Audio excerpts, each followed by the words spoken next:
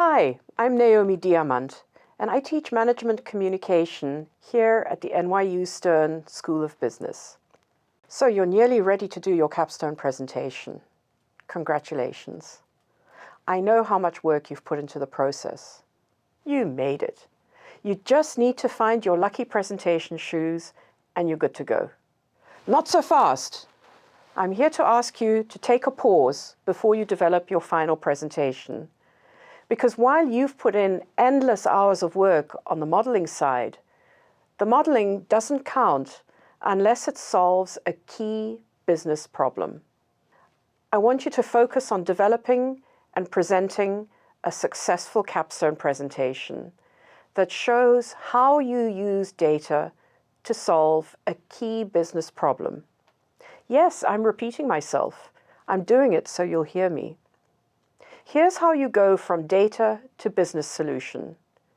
You stop thinking about what you need to say and start focusing on what your audience needs to hear in order to understand. It sounds simple, doesn't it? And it is. It's also really hard to do. Why is that? Why is it so hard? It's hard because you have to put yourself in your audience's shoes. And to do that, you have to let go of your internal script. The audience doesn't care if you haven't slept in a week or a month. They don't care that this is the hardest problem you've ever had to tackle. They care about how you're going to help them solve a business problem, meet a business need, secure a new business opportunity. Your challenge is to cut through all the noise. You have to be clear, concise, and relevant. You have to solve a problem for your audience. You have to solve a problem that is important to your audience. Newsflash, folks. This presentation is less about you and more about them. This brings me to rule number 1, the who question. You can't even begin your presentation without being able to answer the who question. Who is in the audience? What does your audience need? As you go through your planning, it really helps to be as specific as possible about who will be sitting in your audience. What level of technical skill do they have? What is your shared language likely to be? Rule number 2, don't assume. Identify what shared assumptions you need in order to be understood. Make sure that you're making it easy for your audience to understand what you need. You can't assume that your audience shares your knowledge base, your assumptions, your enthusiasm, your technical knowledge, or even your slides. Prepare as if they don't. Expect to have to explain your terms. Expect to have to describe in short words the business problem you can solve. Be clear about how your solution helps them, the audience. Rule number 3, assume that your presentation will be cut short. What core content can you cover in your first 3 slides? Rule number 4, expect the technology will fail. How will you communicate your key points? While the slides can be helpful, you should be able to set out a story that your audience can remember even without the presentation. Rule number 5, tech talk is not easy. Assume that business people will be less technically conversant than they believe themselves to be.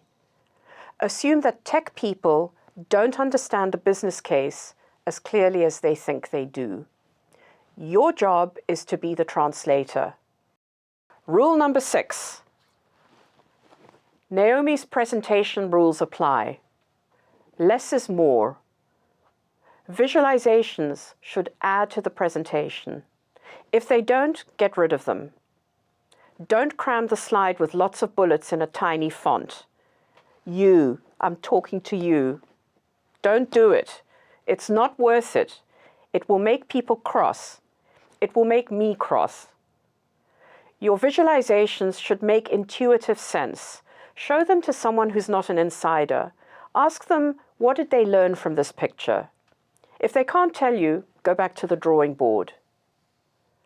Don't turn your back on the audience and talk to the screen. Prepare the key points you want to make so you don't have to refer backwards to the slides. Don't stand in front of your slides. Your audience can either listen or read. We can't do both. So slow down or shut up and give us a chance to process your content. Now you are ready to begin putting your presentation together. Which brings me to rule number 7. Start with a storyboard, not a PowerPoint presentation. Map your story to the storyboard windows first. You want to see the whole storyline. You divide it into story slides only after the overall sequence makes sense, not just to you, but to everyone on the team. Rule number 8, start at the end. What is the one key takeaway from your presentation? What are you asking for? What key problem are you solving? Rule number 9, make it personal. How does this story align with the group's, the company's, the startup's mission?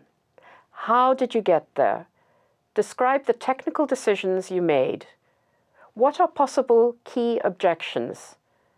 Answer the tough questions yourselves. Don't omit them, hoping that no one else will think to ask.